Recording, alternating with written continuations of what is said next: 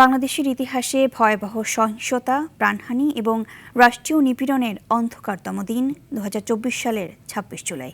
কোটা সংস্কার আন্দোলনকে স্তব্ধ করতে তৎকালীন সরকারের সর্বাত্মক দমনপীড়নে পুরো দেশ পরিণত হয়েছিল এক অবরুদ্ধ ও ভীতিসন্ত্রস্ত জনপদে।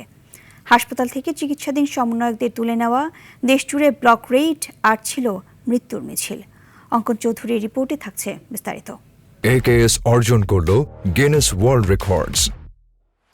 AKS ২০২৪ সালের জুলাইয়ের শেষ শুক্রবারটি দেশে বয়ে এনেছিল এক গভীর জাতীয় ট্র্যাজেডি। ১৬ জুলাই থেকে শুরু হওয়া আন্দোলন রক্তক্ষয়ী সংঘর্ষের রূপ নিলে ২৬ জুলাই আইন শৃঙ্খলা রক্ষাকারী বাহিনী চরম নিষ্ঠুরতার পরিচয় দিয়ে চিকিৎসাধীন বৈষম্য বিরোধী ছাত্র আন্দোলনের ৩ শীর্ষ সমন্বয়ককে জোরপূর্বক তুলে নিয়ে যায়। সরকারের পক্ষ থেকে একে নিরাপত্তা হেফাজত বলা হলেও তা ছাত্র জনতার মনে তীব্র ক্ষোভ ও আস্থার সংকট তৈরি করে।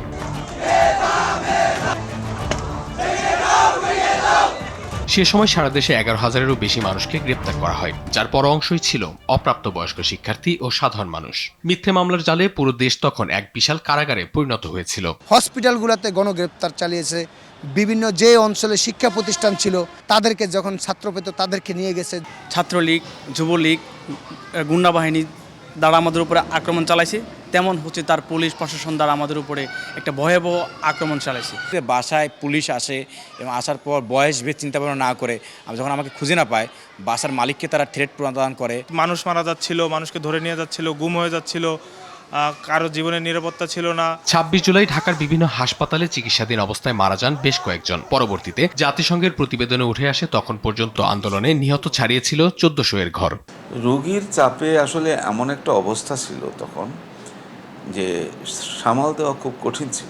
ম্যান পাওয়ারের ক্ষেত্রে সাপোর্ট, ইনফ্রাস্ট্রাকচার, লজিস্টিক, এই জায়গাগুলোতে তখন একটা ভয়াবহ সংকটের মধ্য দিয়ে সময় কাটাতে হয়েছে। বিশেষজ্ঞদের মতে গণ অভ্যুত্থানের বর্বরতা দেশের রাজনীতি, অর্থনীতি এবং সমাজ ব্যবস্থায় গভীর প্রভাব ফেলেছেন, যা দেশের ইতিহাসে এক কলঙ্কিত অধ্যায়।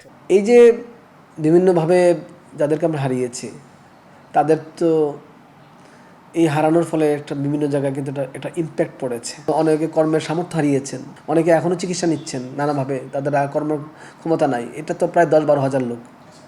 তো এই লোকগুলো কিন্তু বিভিন্ন সেক্টরে কাজ করছিলেন, তাদের পরিবার এখন ডিপেন্ডেন্ট হয়ে আছে। ইতিহাসের পাতায় ২৬ জুলাই কেবল একটি তারিখ নয়, এটি স্বৈরাচারী শাসনের বিরুদ্ধে মানুষের আপোষহীন আত্মত্যাগের এক রক্তাক্ত দলিল।